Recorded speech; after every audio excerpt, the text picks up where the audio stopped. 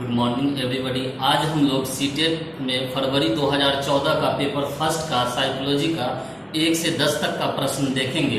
आइए तो पहला नंबर प्रश्न हम लोग देखते हैं क्या है। पहला नंबर प्रश्न है, सीबीएसई बोर्ड द्वारा अपनाए गए प्रगतिशील शिक्षा और उसके प्रतिमान में बच्चों के समाजीकरण जिस प्रकार से किया जाता है उससे अपेक्षा की जा सकती है। पहला नंबर ऑप्शन है, वे समय नष्ट करने वाली सामाजिक आदतों का त्याग करें तथा सीखें कि किस प्रकार अच्छी श्रेणियां पाई जा सकती है।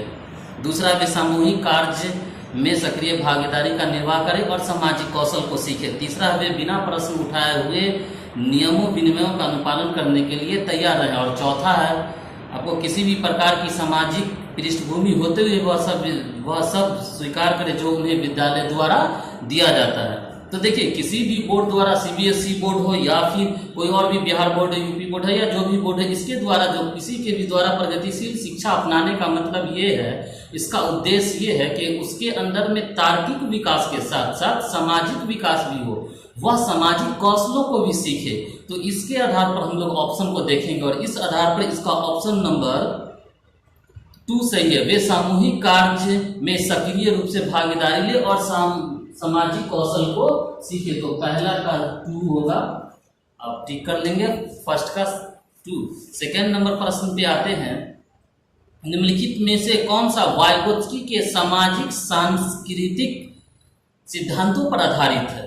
पहला है सक्रिय अनुकूलन, दूसरा है पारस्परिक शिक्षण और तीसरा है संस्कृति निरपेक्ष संज्ञानात्मक विकास और चौथा है अंतर्दृष्टि अधिगम। तो देखते हैं। देखिए, वाइगोत्स्की की बात है तो वाइगोत्स्की का सिद्धांत जो था वह सहयोगात्मक समस्या समाधान पर आधारित था। वो यह चाहता था कि जो बच्चे हैं वो ग्रुप में एक दूसरे के सहयोग करके सीखे, और जब हम लोग ग्रुप में सहयोग करके एक शिक्षार्थी दूसरे से अपने से ज़्यादा जानकार के साथ सीखते हैं तो वो खुद से ज्ञान का निर्माण करते हैं और खुद से निर्णय लेने में सक्षम होते हैं। इस प्रकार वो पारस्परिक जो पद्धति है उसका लाभ उठा पाते हैं। तो इस आधार पर हम लोग इसका ऑप्शन देखेंगे। फर्स्ट नंबर ऑप्शन सक्रिय अनुकूलन नो, पारस्परिक शिक्षण हाँ, इसमें पारस्परिक शिक्षण का वो लाभ उठा पाते हैं। तो आप ऐसा कर सकते हैं, सेकेंड का सेकेंड। आइए थर्ड नंबर में हम लोग देखते हैं, एक शिक्षिका अपनी कक्षा में कहती है कि सभी प्रकार के प्रदत्त कार्य के निर्माण में इस प्रकार किया गया है कि प्रत्येक विद्यार्थी स्वयं से कर ले और विद्यार्थी बिना किसी की सहायता से वह इन सब प्रश्नों को करे। वह कोहलबर्ग के किस नैतिक विकास के चरण की ओर संकेत दे रही है। देखिए, कोहलबर्ग ने नैतिकता के आधार पर जो सिद्धांत दिया था, नैतिक विकास का सिद्धांत, वो 6 चरण में इसकी अवस्था को बांटा था। फर्स्ट अवस्था था पूर्व औपचारिक चरण फर्स्ट, सेकेंड था पूर्व औपचारिक चरण सेकेंड, थर्ड था पूर्व औपचारिक चरण थर्ड, फोर्थ था औपचारिक चरण फोर्थ, फाइव था पर औपचारिक चरण 5 एंड सार्वभौमिक नीति संबंध सबसे लास्ट और छठा था ये। देखिए, पूर्व औपचारिक चरण पहला नंबर चरण था। इसमें क्या होता है कि जो छोटा बच्चा होता है उस बालक के अंदर में एक ऐसी भावना होती है कि वह बड़ों की बातों को माने। अगर बड़ों की बातों को न मानेगा तो उसके अंदर ये लगता है कि उसको सजा और दंड दिया जाएगा। दंड के आधार पर ये जो है सो करता है, जैसा कि इसके ऑप्शन नंबर 3 में दिया, पूर्व औपचारिक चरण पर दंड परिवर्तन। चलिए नेक्स्ट पूर्व औपचारिक चरण 2 पर चलते हैं। पूर्व औपचारिक चरण 2 का जब देखेंगे इसके बारे में, इसमें बच्चा क्या होता है, वो बच्चा सोचने लगता है कि किसी के साथ भी बराबरी किया जाए, बराबरी की बात हो तो वह बात सही होता है, लेन देन बराबरी होनी चाहिए। इस प्रकार का कल्पना और सोच उसके अंदर में आ जाता है।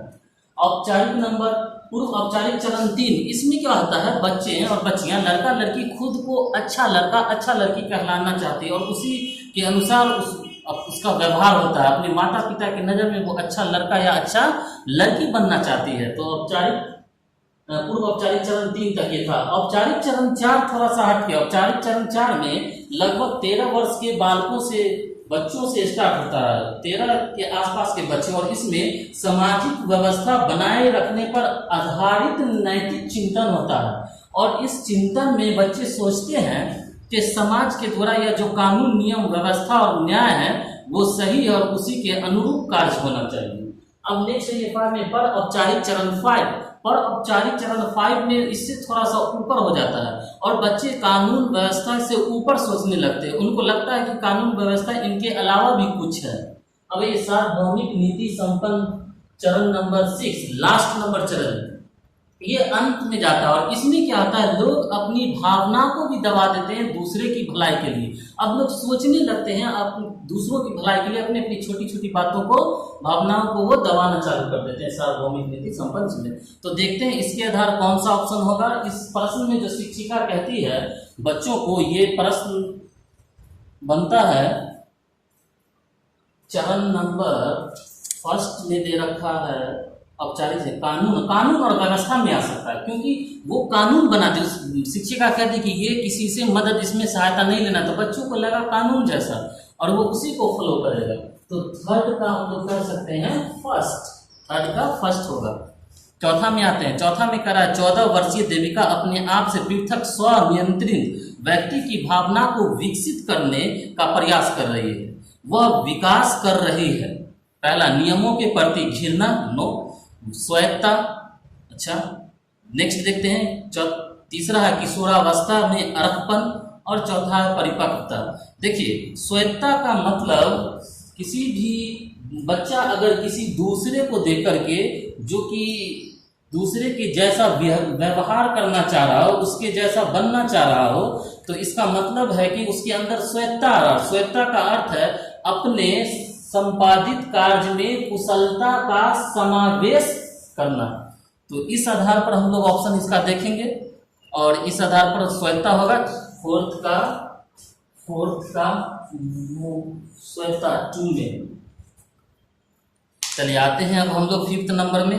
5th में प्रगतिशील शिक्षा के संदर्भ में निम्नलिखित में से कौन सा कथन जॉन डीवी के अनुसार समुचित है। पहला कथन है, कक्षा में प्रजनतंत्र का कोई स्थान नहीं होना चाहिए। दूसरा, शिक्षार्थी को स्वयं ही सामाजिक समस्याओं को सुलझाने में एक्सपर्ट होना चाहिए, सक्षम होना चाहिए, नहीं। तीसरा, जिज्ञासा विद्यार्थियों के स्वभाव में अंतर्निहित नहीं है, अपितु इसका संवर्धन करना चाहिए। अच्छा, चौथा, कक्षा में विद्यार्थियों का निरीक्षण करना चाहिए, न कि सुनना चाहिए। देखिए, जॉन डीवी जो थे उनका जो सिद्धांत था वो सामाजिक व्यवस्था एवं मानदंडों के प्रहरी माने जाते थे। वो उसके अनुसार उन्होंने कहा था, उनका इस बात में यकीन था कि विद्यार्थी के सामाजिक व्यवस्था में शिक्षा का प्रचार प्रसार नहीं होगा और बिना प्रचार प्रसार के सामाजिक की प्रक्रिया संपन्न नहीं होगी। विद्यार्थियों को सामाजिक समस्याओं को स्वयं ही सुलझाने का कोशिश करना चाहिए, उसे स्वयं सुलझाना चाहिए। इससे उसके अंदर में प्रक्रिया, क्रिया, प्रतिक्रिया की भावनाएं आती रहती हैं। इस आधार पर देखा जाए तो ऑप्शन नंबर इसका हो जाएगा 2। विद्यार्थी को स्वयं ही सामाजिक समस्याओं को सुलझाने, 5th का रख लीजिए 2 नंबर। 6 नंबर क्वेश्चन है, भाषा अवबोधन से संबंध विकार है। भाषा से संबंधित हम लोग पिछले वीडियो में भी देखे हैं, एक अलग से वीडियो इस पर आप देख लेंगे। क्या है, कौन सा विकार है भाषा से? तो भाषा का मतलब होता है अफेसिया। अफेसिया मतलब भाषा संबंधी प्रॉब्लम बच्चों को होता है। ऑप्शन देखते हैं, पहला है चलाघात, अप्रेक्सिया, नहीं। पठन कौशल, डायलेक्सिया, नो।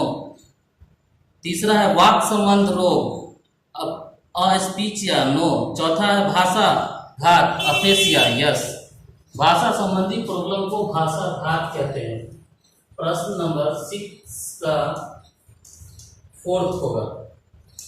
7 नंबर में, बुद्धि में से कौन सा आलोचनात्मक दृष्टि बहुबुद्धि सिद्धांत से संबंधित नहीं है? देखिए, बहुबुद्धि सिद्धांत से संबंधित नहीं है। पहला है, यह शोध आधारित नहीं है। दूसरा है, विभिन्न बुद्धियां भिन्न भिन्न विद्यार्थियों के लिए भिन्न भिन्न पद्धतियों की मांग करती है। तीसरा, प्रतिभाशाली विद्यार्थी प्रायः एक क्षेत्र में ही अपनी विशिष्टता को प्रदर्शित करते हैं। और चौथा, इसका कोई अनुभवनात्मक आधार नहीं होता है। तो देखिए, इसमें जो इसका बेस्ट होगा वो होगा आपको 3rd नंबर। 3rd नंबर है, प्रतिभाशाली विद्यार्थी प्रायः एक क्षेत्र में ही अपनी विशिष्टता प्रदर्शित करते हैं। देखिए, बहुबुद्धि सिद्धांत पर कई तरह का आलोचना भी किया गया है इसमें, उसके लिए अलग से हम लोग देखेंगे। तो इसका 7 का हो जाएगा तीसरा। 4th नंबर में है बहुबुद्धि सिद्धांत को वैध नहीं माना जाता है क्योंकि, पहला ऑप्शन इसका दे रखा है विशिष्ट परीक्षाओं के अभाव में बहुबुद्धि का मापन संभव नहीं है। दूसरा, यह सभी 7 बुद्धियों को समान महत्व नहीं देता। नेक्स्ट है यह केवल अब्राहम मैस्लो के जीवन से सुदृढ़ अनुभवनात्मक अध्ययन पर आधारित है। और नेक्स्ट है यह सर्वाधिक महत्वपूर्ण समान बुद्धि जी अनुकूल संगत नहीं है। तो देखिए इसका बेस्ट होगा फर्स्ट के विशिष्ट परीक्षणों के अभाव में विभिन्न बुद्धियों का मापन संभव नहीं है। तो आप रख सकते हैं 8 का फर्स्ट। चलिए 9th नंबर प्रश्न हम लोग देखते हैं। कक्षा में विद्यार्थियों के व्यक्तिगत विभेद, पहला ऑप्शन है लाभकारी नहीं है क्योंकि अध्यापकों को वैविध्यपूर्ण तथा कक्षा को नियंत्रित करने की आवश्यकता है। अच्छा, नेक्स्ट है हानिकारक है क्योंकि इसमें विद्यार्थियों में परस्पर द्वंद्व उत्पन्न होते हैं। तीसरा है अनुपयुक्त है क्योंकि ये सर्वाधिक मंद बुद्धि के स्तर तक पाठशाला स्तर में गति कम करते हैं। चौथा है लाभकारी है क्योंकि ये विद्यार्थियों की संज्ञानात्मक संरचनाओं को खोजने में अध्यापकों को प्रवृत्त करते हैं। देखिए कभी भी व्यक्तिगत विभिन्नता नुकसानदेह नहीं होता है, लाभकारी नहीं है, इस हानिकारक है, इस टाइप का ऑप्शन तो पहले छटा गया। अब जो लाभकारी है या अनुपयुक्त नहीं है वो भी छटा गया। तो चौथा बचता है लाभकारी है क्योंकि ये विद्यार्थियों की संज्ञानात्मक संरचनाओं को खोजने में अध्यापक में प्रवृत्त करते हैं। तो 9th का हम लोग 4th रख देते हैं। 9th नंबर का 4th नंबर। चलिए प्रश्न है विद्यालय आधारित आकलन प्रारंभ किया गया था ताकि, पहला है राष्ट्र में विद्यालय शिक्षक संगठन बोर्ड की शक्ति का विकेंद्रीकरण किया जा सके। दूसरा, सभी विद्यार्थियों के संपूर्ण विकास को सुनिश्चित किया जा सके। शायद ये आगे देखते हैं। विद्यार्थियों की उन्नति की बेहतर व्याख्या के लिए उनकी सभी गतिविधियों के नियमित अभिलेख हेतु अध्यापकों को अभिप्रेरित किया जाना चाहिए। चौथा, विद्यालय अपने क्षेत्रों में विद्यमान अन्य विभिन्न विद्यालयों की तुलना में प्रतियोगिताओं द्वारा अपनी विशिष्टता का प्रदर्शन करने हेतु अभिप्रेरित हो सके। नहीं, बेस्ट इसका लग रहा है आपको 2 ही है, सभी विद्यार्थियों के संपूर्ण विकास निश्चित किए जा सके। तो 10th का ऑप्शन 10th का दूसरा सही है। अगर वीडियो पसंद आया हो, अच्छा लगा हो कि आपका कुछ ज्ञानवर्धन हुआ है, विश्लेषण हुआ है, आप अगर नए हैं हमारे चैनल पर तो चैनल को जरूर सब्सक्राइब कीजिए, लाइक कीजिए और शेयर कीजिए। Thank you.